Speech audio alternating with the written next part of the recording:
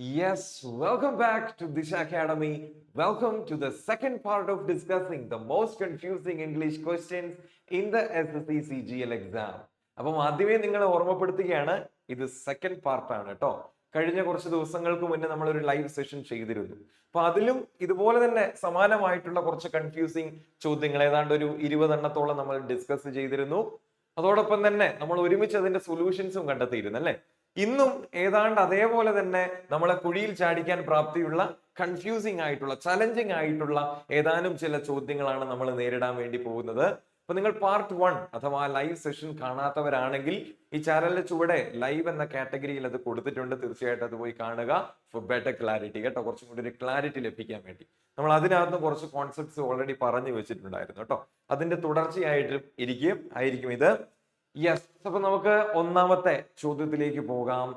Yes, ഓരോ ചോദ്യവുമായിട്ട് ബന്ധപ്പെട്ട ഓരോ കോൺസെപ്റ്റ് അല്ലെങ്കിൽ റൂള് ഞാൻ കൃത്യമായിട്ട് മെൻഷൻ ചെയ്യുന്നതായിരിക്കും. അപ്പൊ അതൊക്കെ അറിയാത്തവരൊക്കെ ആണെങ്കിൽ ഒരു പേപ്പറും പേനും ഒക്കെ എടുത്തിട്ട് വെറുതെ ഇരിക്കുക മാത്രമല്ലാതെ അത് പഠിച്ചെടുക്കുകയും കൂടി ചെയ്യുക കേട്ടോ. ഈ സെഷനിലൂടെ കുറച്ച് ഗ്രാമർ റൂൾസും കൂടി നമ്മൾ പഠിക്കാൻ വേണ്ടി പോവാണ് കേട്ടോ. യെസ്, ദ ഫസ്റ്റ് ക്വസ്റ്റ്യൻ വായിച്ചേ. Have you got all the equipments for making films make ചെയ്യാനുള്ള സാധന സാമഗ്രികളൊക്കെ ലഭിച്ചു എന്നാണ്. ഇറ്റ്സ് എ ക്വസ്റ്റ്യൻ അല്ലെ. സബ്ജക്ട് ഇതാണ്. അപ്പൊ അതിനു മുമ്പേ എന്ത് വന്നിട്ടുണ്ട്? ഓക്സിലറി വെർബ് വന്നിട്ടുണ്ട്. ഒരു ക്വസ്റ്റ്യൻ ഫോർമാറ്റ്. ഗോട്ട് വെർബ്, ഇതാണ് ഒബ്ജക്റ്റ്. സോ നിങ്ങൾ ഈ വേർഡ് നോക്കിക്കേ. ഇവിടെ ബാക്കി മറ്റിടങ്ങളിലൊന്നും പ്രശ്നമില്ല. എക്യുപ്മെന്റ്സ് നമ്മൾ ഓൾറെഡി പഠിച്ചിട്ടുണ്ടാവണം ഒരുപക്ഷെ. Equipment is an uncountable noun. അപ്പം ഇംഗ്ലീഷിലെ ഒരു നൗൺ അൺകൗണ്ടബിൾ ആണെങ്കിൽ it means it is always singular അല്ലെ. അൺകൗണ്ടബിൾ നൗൺ ആണോ അതെപ്പോഴും സിംഗുലർ ആയിരിക്കും. അതുകൊണ്ട് തന്നെ ഇതിന് എന്തില്ല? No plural form. എന്തില്ല? പ്ലൂറൽ ഫോം ഇല്ല. അപ്പം എക്യുപ്മെന്റ്സ് എന്ന് പറയാൻ പറ്റില്ല. Just equipment is enough. കാരണം എന്താ? It's an uncountable noun. It is always singular. അതുകൊണ്ട് തന്നെ എന്തില്ല? പ്ലൂറൽ ഫോം ഇല്ല. അപ്പൊ എക്യുപ്മെന്റ്സ് എന്ന് പറയാൻ പറ്റില്ല കേട്ടോ. ജസ്റ്റ് എക്യുപ്മെന്റ് എന്ന് മാത്രം മതി. അവിടെ എസ് വേണ്ട. No need of s. അപ്പൊ ഇതേപോലെയുള്ള അൺകൗണ്ടബിൾ നൗൺസിന്റെ ലിസ്റ്റ് ഒന്ന് പഠിച്ചു വെക്കുക കേട്ടോ. അപ്പൊ അതിന്റെ പ്ലൂറൽ ഇല്ല, സിംഗുലർ മാത്രമേ ഉള്ളൂ. അവ സബ്ജക്റ്റിന്റെ സ്ഥാനത്ത് വന്നിട്ടുണ്ടെങ്കിൽ ഉപയോഗിക്കേണ്ട വെർബ് സിംഗുലർ ആയിരിക്കണം. തുടങ്ങിയ കാര്യങ്ങളും കൂടി അതിന്റെ കൂടെ പഠിച്ചു വെക്കുക കേട്ടോ. For yes. Okay.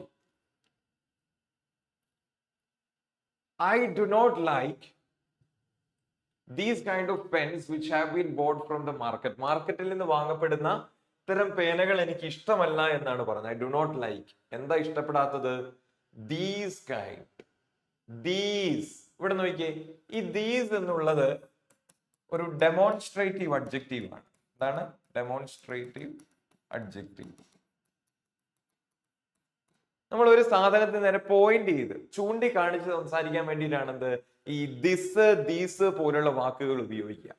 ഇവിടെ ദീസ് എന്നുള്ളത് ഒരു പ്ലൂറൽ ഡെമോൺസ്ട്രേറ്റീവ് അഡ്ജക്റ്റീവ് ആണ്. പ്ലൂറൽ ആണ്. അപ്പൊ സ്വാഭാവികമായും ഈ അഡ്ജക്റ്റീവ് റെഫർ ചെയ്യുന്ന നൗണും എന്തായിരിക്കണം? പ്ലൂറൽ ആയിരിക്കണ്ടേ. അപ്പം കേവലം കൈൻഡ് എന്ന് മാത്രം പറഞ്ഞിട്ട് കാര്യമുണ്ടോ? It should be kinds. ഇതും എന്താവണം? പ്ലൂറൽ ആവണം. കാരണം എന്താ? ഇതിന് തൊട്ട് മുന്നേ ഒരു പ്ലൂറൽ അഡ്ജക്റ്റീവ് ആണ് യൂസ് ചെയ്തിരിക്കുന്നത്. നമ്പർ കൃത്യമായിട്ട് കാണിക്കുന്നുണ്ട്. These plural. അപ്പൊ ശ്രദ്ധിക്കുക, ഈ ദിസ് എന്നുള്ളത് സിംഗുലർ ആണ്, ദീസ് എന്നുള്ളത് പ്ലൂറൽ ആണ്. അപ്പൊ ഇതിനൊരു ഡെമോൺസ്ട്രേറ്റീവ് അഡ്ജക്റ്റീവ്സ് ആയിട്ട് ഇവയെ ഉപയോഗിക്കുമ്പോൾ ഇവയ്ക്ക് ശേഷം വരുന്ന നൗണ് ദിസിന് ശേഷം സിംഗുലർ നൗണും ദീസിന് ശേഷം പ്ലൂറലും ആയിരിക്കണം. അപ്പൊ ഒറ്റ വായനയില് നമുക്കിത് പെട്ടെന്ന് കണ്ടെത്താൻ സാധിക്കില്ല. നമ്മളത് ശരിയാണെന്ന് തന്നെ വിചാരിച്ചു പോകും. ബട്ട് ക്ലോസ് ഒബ്സർവേഷൻ ആണ് ഈ എറർ സ്പോട്ടിംഗ് ചോദ്യങ്ങൾ ചെയ്യുമ്പോൾ നമുക്ക് ഉണ്ടായിരിക്കേണ്ടത് കേട്ടോ. യെസ്, നമ്മൾ ചെയ്യേണ്ടത്. യെസ്, മിസ്റ്റർ പ്രകാശ് പറഞ്ഞു ആരോട്? His staff that each of them should be able to carry out the work himself.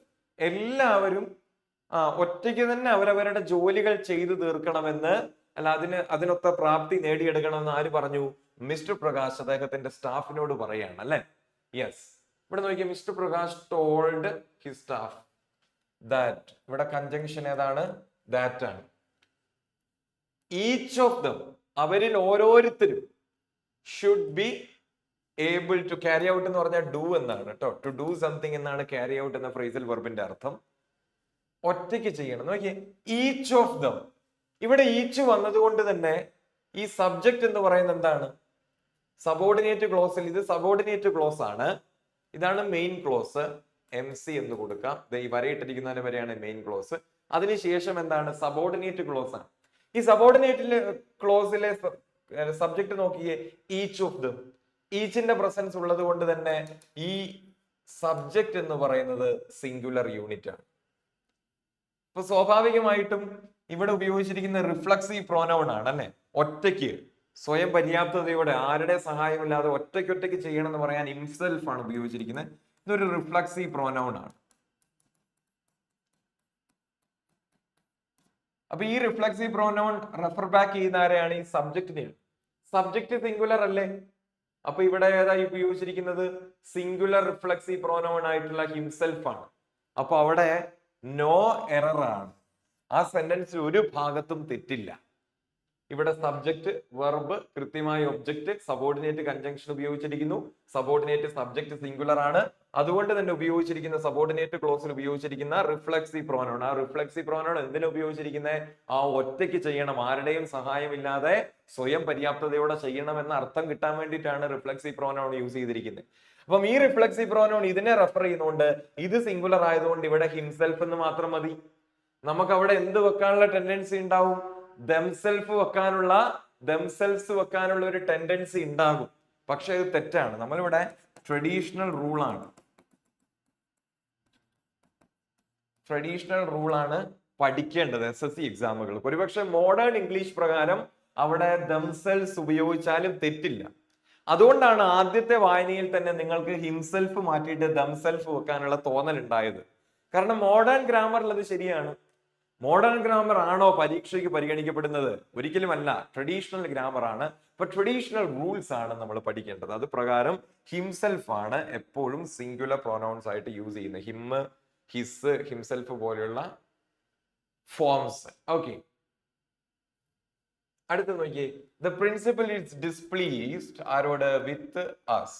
നമ്മളോട് അത്ര രസത്തിലല്ല ആര്? പ്രിൻസിപ്പൽ. കാരണം എന്താണെന്നറിയോ? Because he does not understand. അദ്ദേഹത്തിന് മനസ്സിലായില്ല. എന്താ?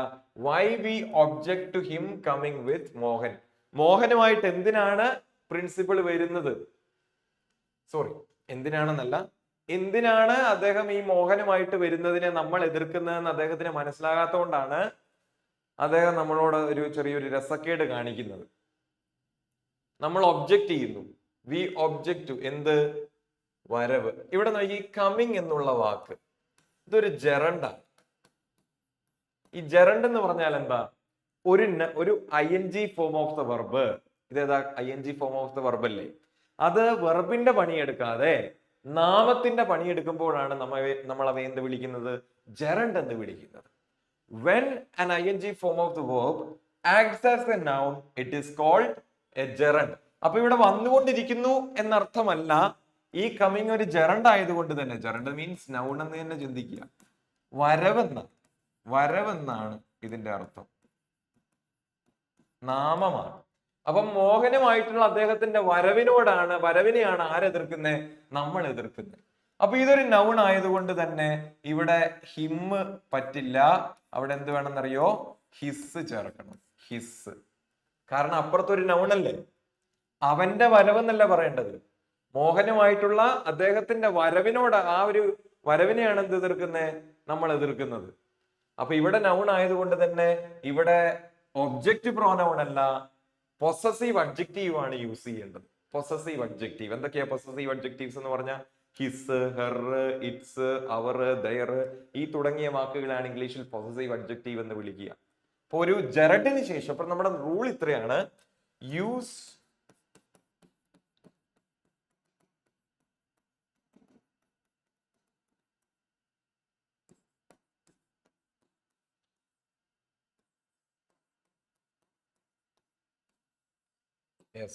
റൂൾ ഇത്രയേ ഉള്ളൂ.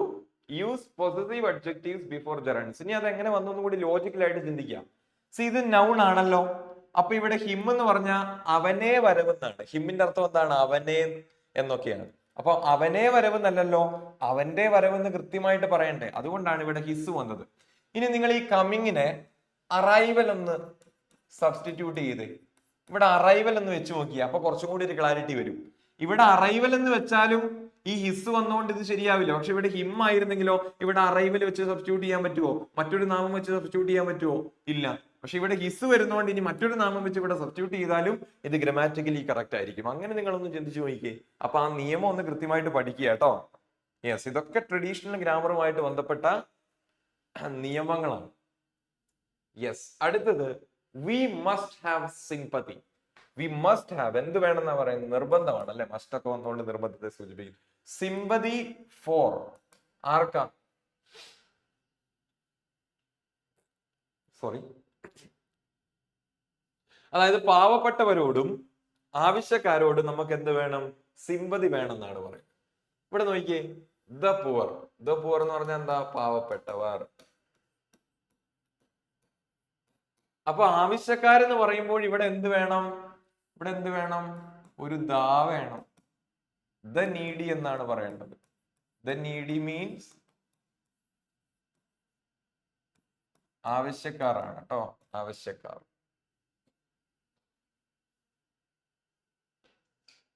യെസ്, അപ്പൊ നമ്മുടെ നിയമം ഇത്രയേ ഉള്ളൂ. ഈ rich, for example rich, rich ഒരു അഡ്ജക്റ്റീവ് ആണ് അല്ലെ? പൈസയുള്ള ആരെയും എന്ത് വിളിക്കാം? അഡ്ജക്റ്റീവ് ആയതുകൊണ്ട് തന്നെ പൈസയുള്ള ആരെയും എന്ത് വിളിക്കാം? റിച്ച് എന്ന് വിളിക്കാം. റിച്ച് വെറുതെ ഇരിക്കുമ്പോ ആരാ? അഡ്ജക്റ്റീവ് ആണ്, വിശേഷണമാണ്. എന്നാൽ ഈ റിച്ചിന് മുന്നേ ഞാനൊരു ഡെഫിനിറ്റ് ആർട്ടിക്കിൾ ആയിട്ടുള്ള ദാ ഇടുമ്പം ഇപ്പൊ ഇതാരായി എന്നറിയോ? ഒരു പ്ലൂരൽ നൗണായി. ആരായി? പ്ലൂരൽ നൗണായി. ദാറ്റ് മീൻസ് ഇപ്പൊ ഇതിന്റെ അർത്ഥം പണമുള്ള എന്നല്ല, പണക്കാർ എന്നാണ്. പ്ലൂരൽ നൗണാണ്. അപ്പൊ നമ്മുടെ റൂൾ ഇത്രയേ ഉള്ളൂ. ഒരു അഡ്ജക്റ്റീവിന് മുന്നേ ഡെഫിനിറ്റ് ആർട്ടിക്കിൾ ആയിട്ടുള്ള ദാ ചേരുമ്പം അതെന്തായി മാറും? ഒരു അഡ്ജക്റ്റീവ് എന്ന സ്വഭാവം ഉപേക്ഷിച്ച് ഒരു നൗണിന്റെ റോൾ ഏറ്റെടുക്കും കേട്ടോ, നൗണായി മാറും. അപ്പം ദ പ്ലസ് അഡ്ജക്റ്റീവ് അതെന്തായി മാറും എന്നാ പറയുന്നത്? പ്ലൂരൽ നൗണായി മാറും. Plural noun. നമ്മൾ അതിനെ വിളിക്കുക, ഈ ഒരു കൺസ്ട്രക്ഷനെ നമ്മൾ വിളിക്കുക Naomi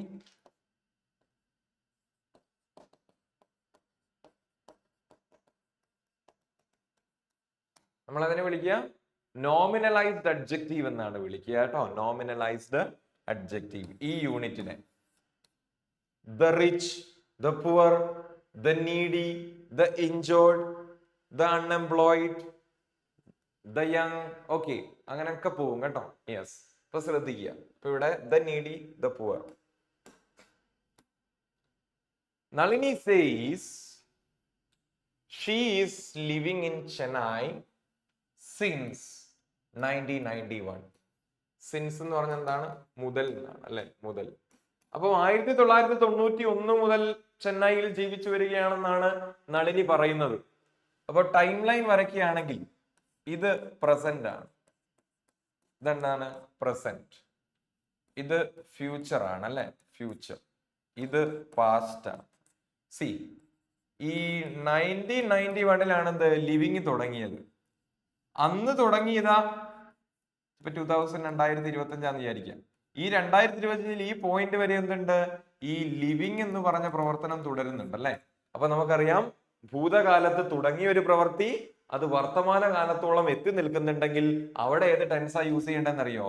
present, present perfect continuous ആണ്. പ്രസന്റ് പെർഫെക്റ്റ് കണ്ടിന്യൂസ് ആണ്. അപ്പൊ അപ്രകാരം ഇവിടെ ഇതാ കിടക്കുന്നത് പ്രസന്റ് കണ്ടിന്യൂസ് ആണ്. അത് പോരാ, പ്രസന്റ് പെർഫെക്റ്റ് കണ്ടിന്യൂസ് എന്ന് പറഞ്ഞാൽ 1991 തുടങ്ങിയ ജീവിക്കാൻ തുടങ്ങിയതാണ് ചെന്നൈയിൽ. ഈ സമയം വരെയും ജീവിച്ചുകൊണ്ടിരിക്കുന്നുണ്ട്. അപ്പം ഷീ ഈസ് ലിവിങ് എന്ന് പറയില്ല, ഷീ ഹാസ് ബീൻ ലിവിങ്. കാരണം നമ്മൾ ടെൻസ് മാറ്റി, പ്രസന്റ് പെർഫെക്റ്റ് കണ്ടിന്യൂസ് ആക്കി മാറ്റി. ക്ലിയർ? അപ്പൊ ഈ ബി പാർട്ടിലാണ് എറർ, അത് മാറ്റുക കേട്ടോ. Yes, Raman is one of the great sons of India.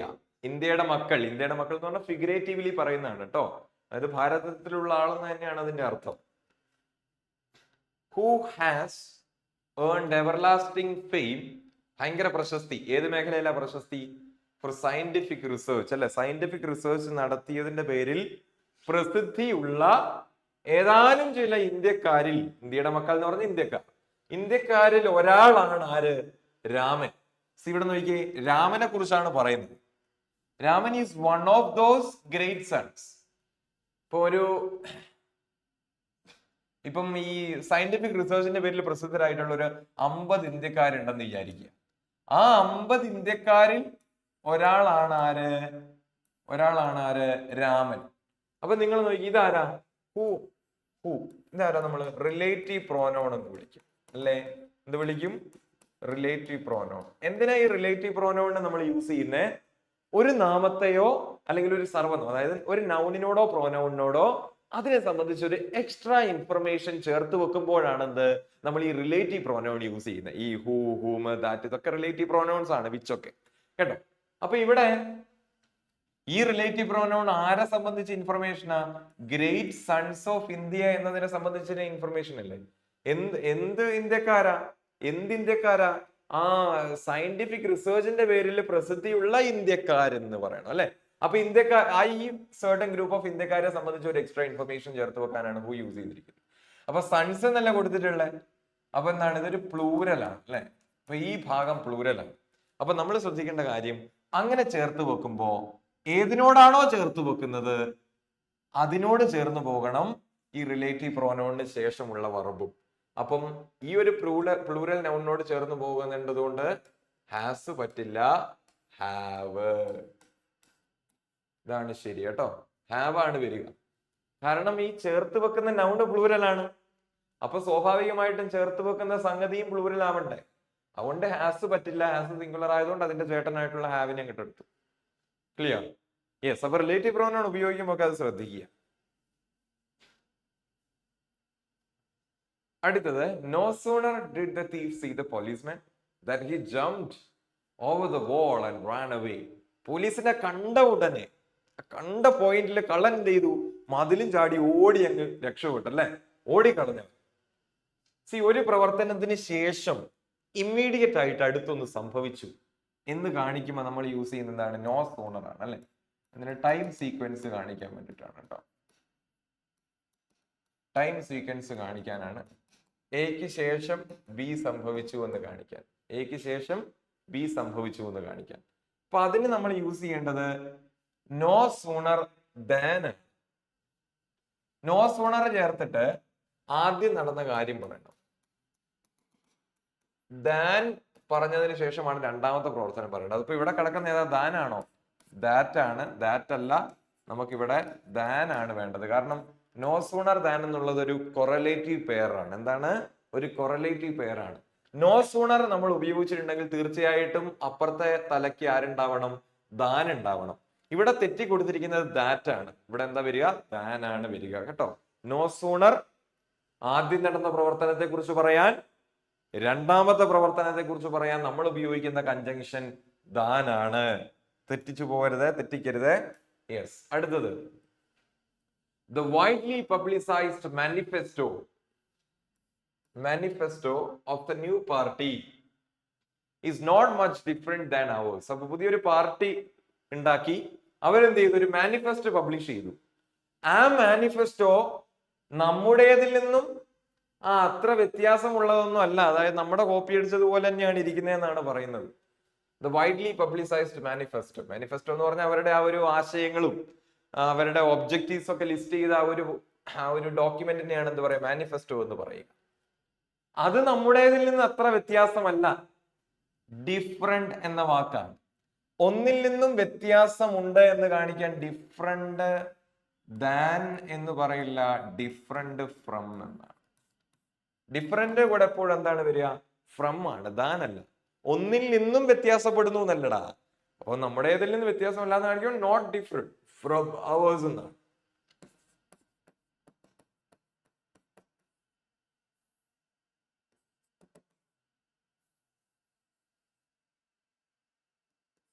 For example iPhone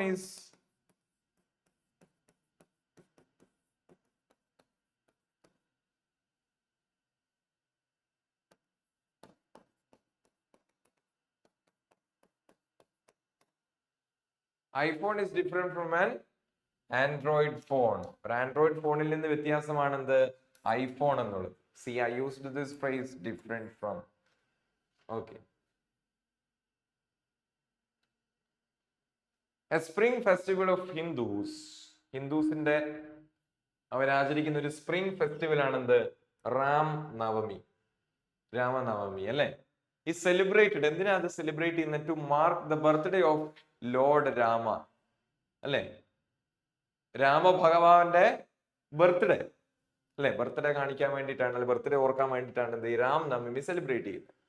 അപ്പം ഇവിടെ നമുക്ക് എന്തോ ഒന്ന് മിസ്സിങ്. ഇവിടെ എല്ലാം റിലേറ്റീവ് പ്രൊനൗൺസ് ആണ് അല്ലെ? യെസ്. ഇപ്പൊ ഈ ലോർഡ് രാമയെ സംബന്ധിച്ച ഒരു കാര്യം പറയാൻ വേണ്ടിയിട്ട് നമുക്ക് അവിടെ ഒരു റിലേറ്റീവ് പ്രൊനൗൺ വേണം. നമ്മൾ ഓൾറെഡി നേരത്തെ തൊട്ട് മുമ്പത്തെ ചോദ്യത്തിൽ പഠിച്ചു, ഒരു നൗണിനോടുള്ള അതിനോട് എക്സ്ട്രാ ഒരു കാര്യം ചേർത്ത് വെക്കാനാണ് റിലേറ്റീവ് പ്രൊനൗൺ വെക്കുക. ഈ ലോർഡ് രാമ എന്ന് പറയുന്ന ഒരു പേഴ്സൺ ആണ് അല്ലെ? ഒരു പേഴ്സൺ ആണ്. പേഴ്സൺസിന് ഏത് ഉപയോഗിക്കാം? നമുക്കറിയാം വിച്ച് ഉപയോഗിക്കാൻ പറ്റത്തില്ല. കാരണം എന്താ? വിച്ച് ആർക്കൊക്കെ ഉപയോഗിക്കുന്നത്? അനിമൽസ്, തിങ്സിനൊക്കെയാണ് പൊതുവെ ഉപയോഗിക്കുന്നത്. പിന്നെ യെസ്, ഹൂം പേഴ്സൺസിനാണ് ഉപയോഗിക്കുന്നത്.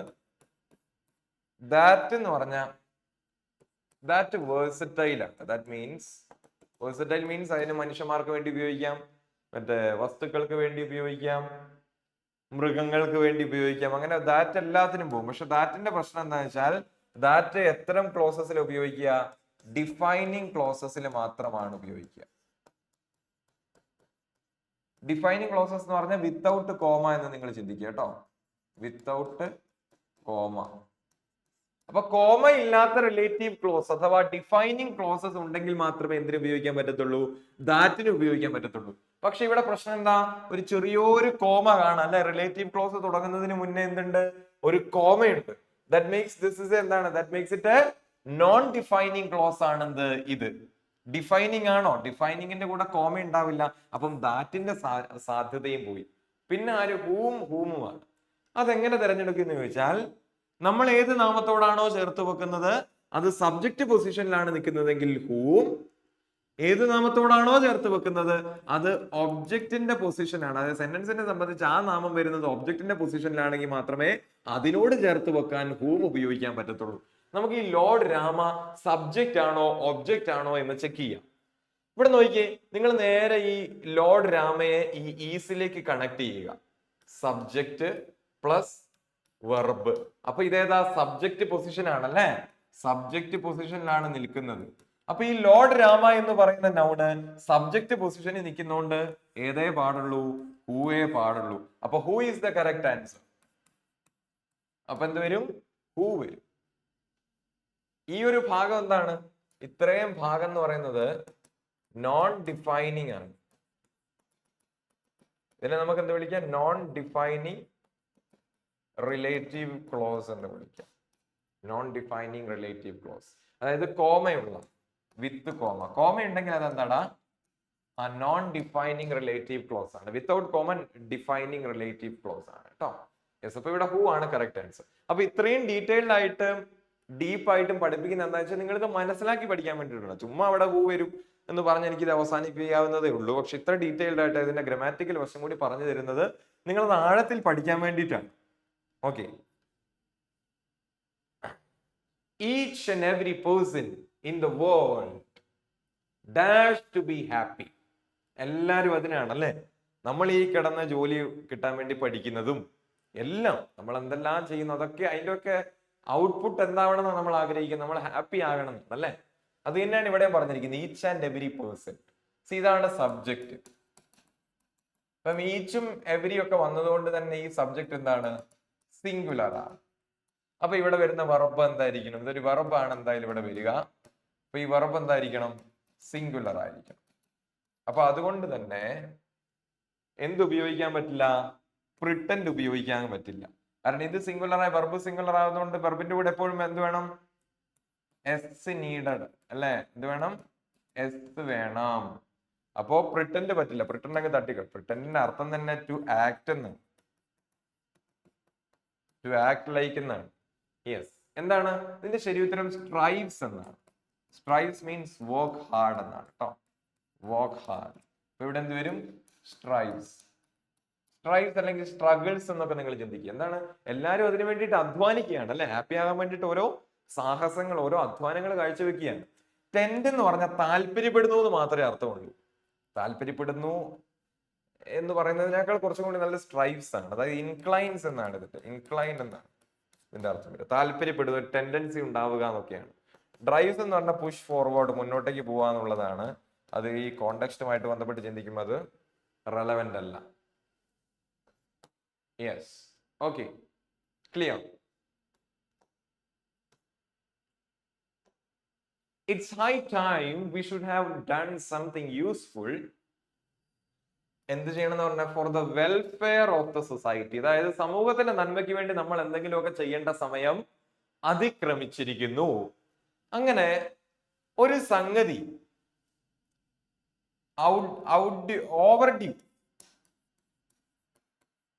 ഓവർഡ്യൂ ആയി എന്ന് കാണിക്കാൻ ഇവിടെ ഉപയോഗിച്ചിരിക്കുന്ന ഫ്രേസ് ഇറ്റ്സ് ഹൈ ടൈം ആണ് അല്ലെ.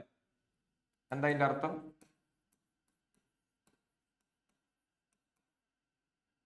അതിക്രമിച്ചിരിക്കുന്നു. ആക്രമിച്ചിരിക്കുന്നു എന്നല്ല, അതിക്രമിച്ചിരിക്കുന്നു.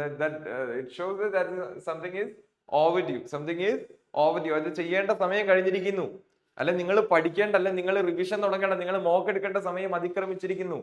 It's high time that you took mock test. അപ്പം നമ്മുടെ ഇതിന്റെ പ്രത്യേകത എന്താ അറിയോ?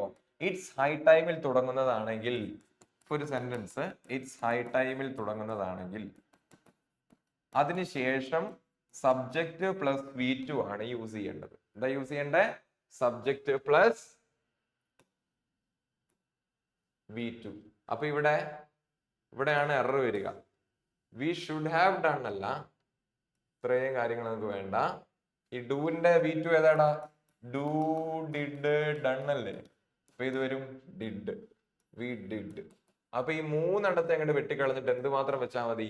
We did. കാരണം ഇതാണല്ലോ സബ്ജക്റ്റ്. അപ്പൊ ഈ ഫ്രേസിന് ശേഷം സബ്ജക്റ്റ് പ്ലസ് V2 ആണ് വരേണ്ടത്. അതുകൊണ്ടാണ് അവിടെ ഡിഡ് വന്നത് കേട്ടോ. For example, it's high time you studied. നീ പഠിക്കേണ്ട സമയം കഴിഞ്ഞിരിക്കുന്നു. It's high time you studied. The blind's life is really miserable. കാഴ്ചയില്ലാത്തവരുടെ ജീവിതം. ഞാൻ പറഞ്ഞു ദാ ഉണ്ട്, ദ പ്ലസ് അഡ്ജക്റ്റീവ് ആണല്ലേ. അതെന്താണ്?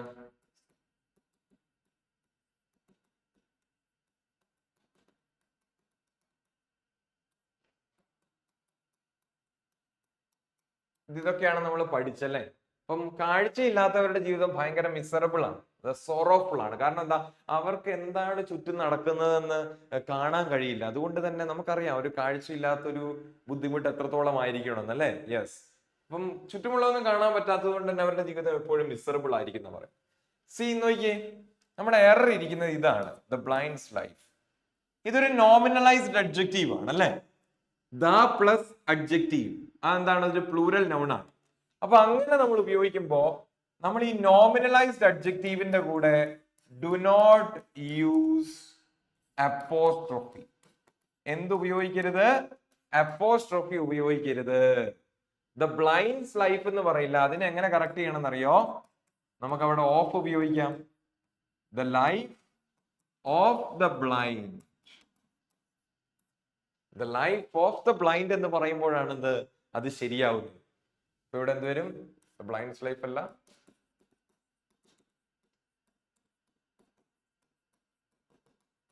കാരണം അതൊരു നിയമമാണ്. നമ്മൾ ഈ നോമിനലൈസ്ഡ് അഡ്ജക്റ്റീവ് അഥവാ ഈ ദ പ്ലസ് അഡ്ജക്റ്റീവ് യൂസ് ചെയ്യുമ്പോൾ അതിന്റെ കൂടെ അപ്പോസ്ട്രോഫി, ആ കുനിപ്പിനെയാണ് നമ്മൾ അപ്പോസ്ട്രോഫി പറയുക. അത് പ്ലസ് എസ് എന്ന് ഉപയോഗിക്കരുത്. അവിടെ നമ്മൾ എന്ത് യൂസ് ചെയ്യണം? യൂസ് ഓഫ് യൂസ് ചെയ്യണം കേട്ടോ, ഓഫ്. അപ്പൊ അതൊരു നിയമമാണ്, പഠിച്ചു വെക്കുക.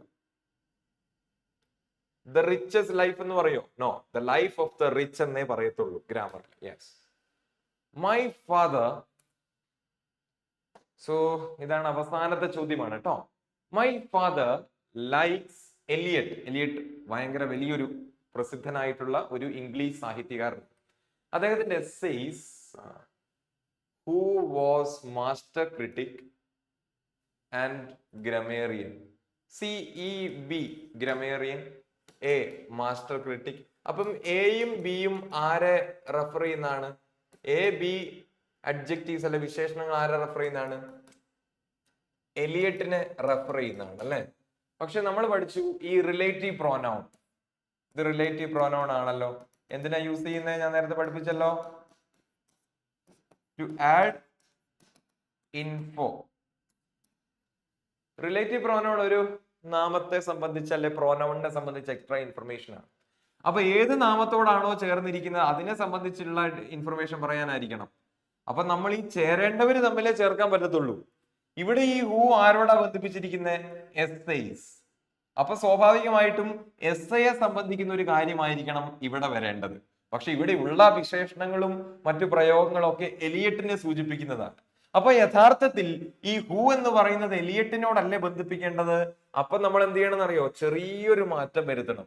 ഇവിടെ എലിയട്ട് വരണം അല്ലെ, കാരണം ഇതൊക്കെ എലിയട്ടിനെ വിശേഷിപ്പിക്കുന്നതാണ്.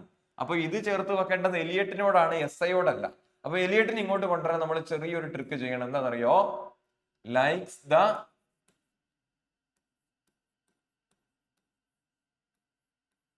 Essays of Eliot. ഇവിടെ എന്ത് വേണം? എലിയട്ട് വേണം. അങ്ങനെ വന്നാൽ ശരിയായി. ഇപ്പൊ ഈ ഹൂ ആരെ റെഫർ ചെയ്യുന്നേ? എലിയട്ടിനെ റെഫർ ചെയ്യുന്നേ. അപ്പൊ കുഴപ്പമില്ല. അപ്പൊ എസ്സേനെ മുമ്പോട്ടാക്കിയിട്ട് എലിയട്ടിനെ അപ്പുറം കൊണ്ടിട്ടു. എന്നാലേ ഇത് തമ്മിൽ യോജിച്ച് നിൽക്കത്തുള്ളന്നേ.